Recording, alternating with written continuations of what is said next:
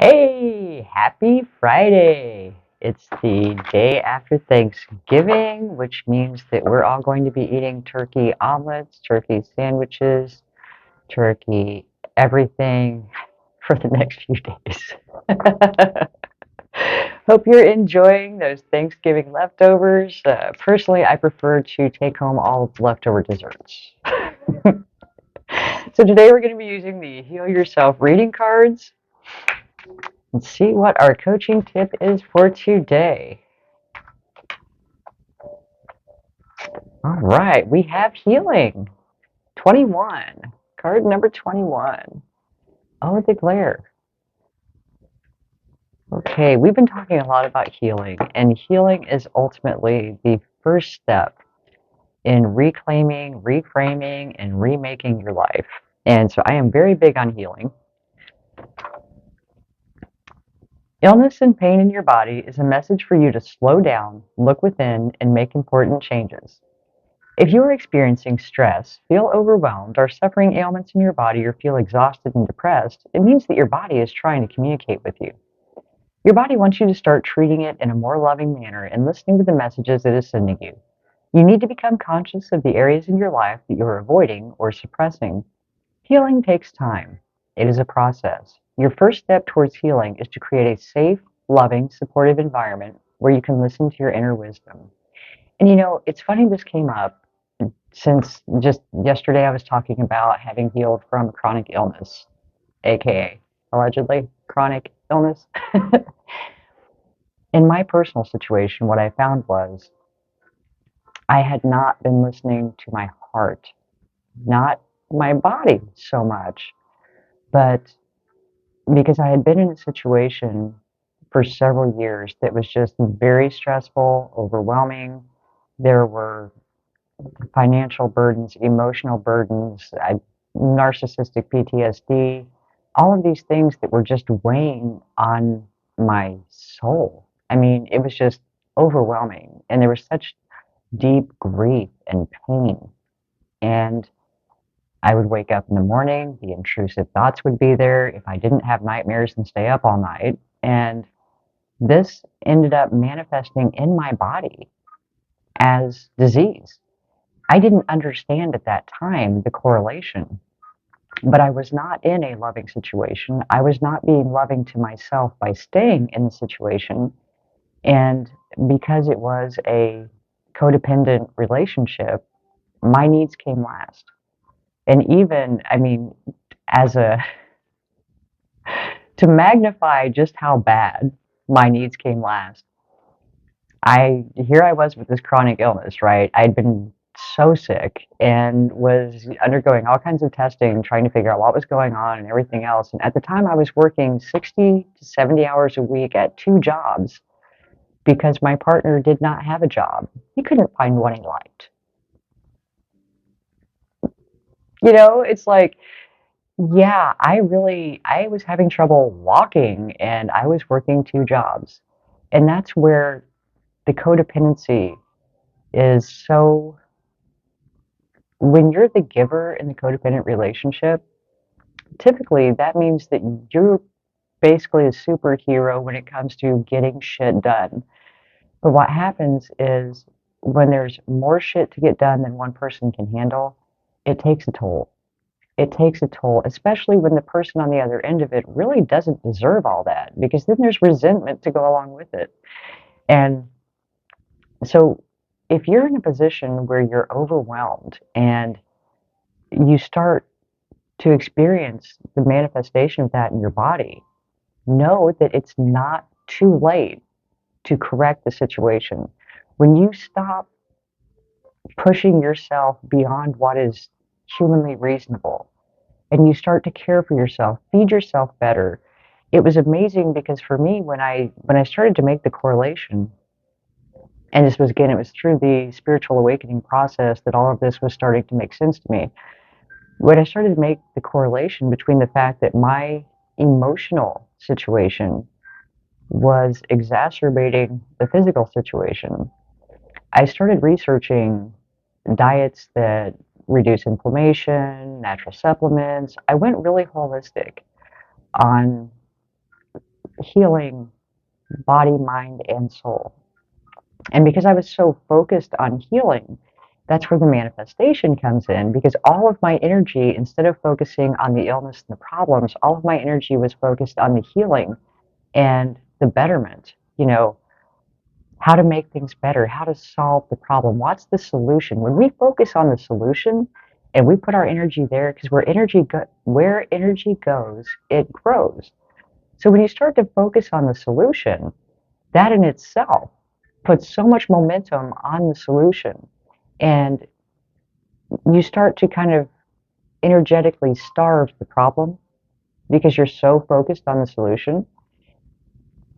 But when you start to realize that all parts of our being, body, mind, and soul, need to be cared for to be in good health, overall good health, because they each impact the other.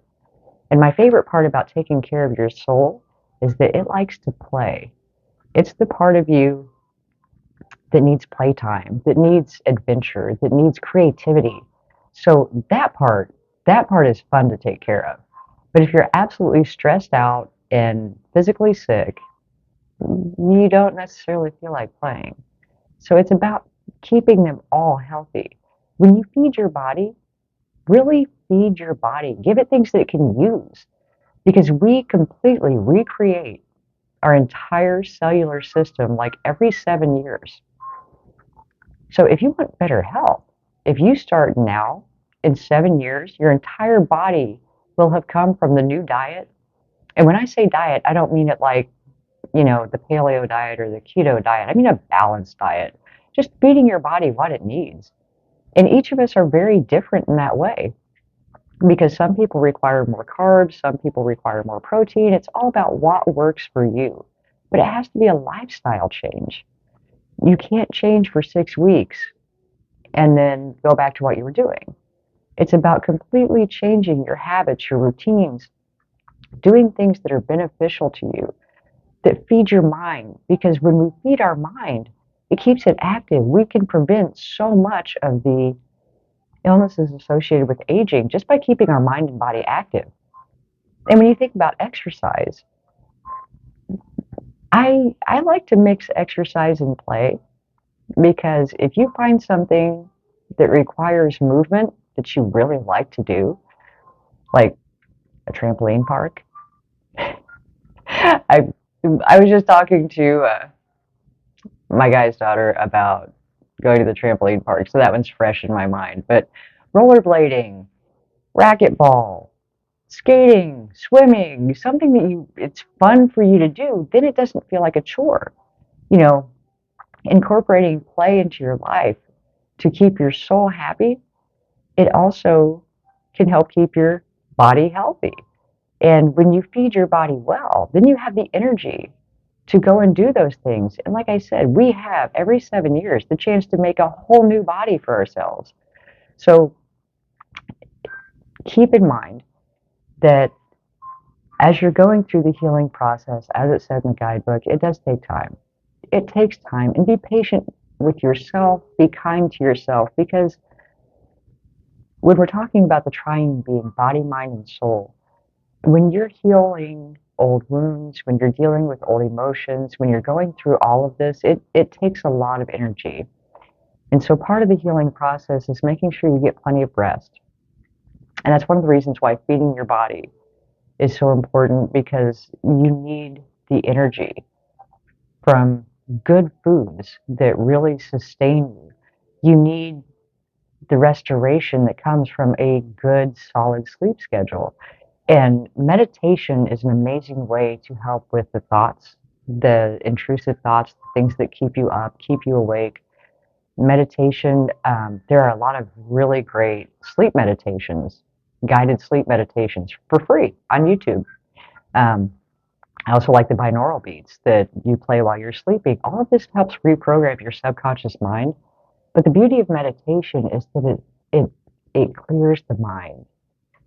The thoughts you're not drowning in those crazy thoughts. And that in itself is healing. getting in a place where you have control of your thoughts, where you learn to work with your mind. And then as you create new habits, it takes at least 21 days, just consistently 21 days. And again, don't beat yourself up if you mess up somewhere because you can't ever get it wrong. Growth and improvement and bettering yourself, you're pointed in the right direction, right? So we're going to have stumbles every so often here and there. Be kind to you. Um, but healing is the starting point for living a life of fulfillment, for living the life where you feel happy. Life was meant to be fun. It really was. And we've been trained out of the ability to even see that. And we live in a world where negativity is pumped in from all directions and fear tactics and all kinds of stuff that I won't go into right now on YouTube, but I have a lot of opinions about. So anyway, on the healing journey, be patient with you. Know that lasting change requires a lifestyle change, not a quick diet, not a little change here. And once you start the momentum in that direction, it'll flow. It'll get easier. And you'll feel better and better and have more energy to put towards creating new habits. So again, be kind to you as you go through the healing process. It is the beginning of the making the rest of your life the best of your life as you start to take control over the way you treat yourself, over the way you allow others to treat you, and again, getting back in your power. So I hope this was helpful. Enjoy your turkey sandwich. I will talk to you soon. Love and light. Hey, would you describe yourself as a people pleaser? Do you have trouble setting boundaries? Just feel exhausted from taking care of everything and everyone around you and feel like you always come last? Have you just been kind of going through the day-to-day motions, but you're not really living? There's just no passion, there's no adventure, no fun in your life anymore? Then this is the offer for you. If you'd like to make 2023 the year you become unfuckwithable, and just for fun, I've got the definition here, when you are truly at peace and in touch with yourself and nothing anyone says, does, or thinks can bother you. Meaning that you are so firm in your power and so certain in who you are that no outside influence can deter you from living the life that you truly desire and deserve. And if that sounds like the way you'd like to live, click on the link below to get more information on how you can make 2023 the year you become unfuckwithable and start living the rest of your life as the best of your life.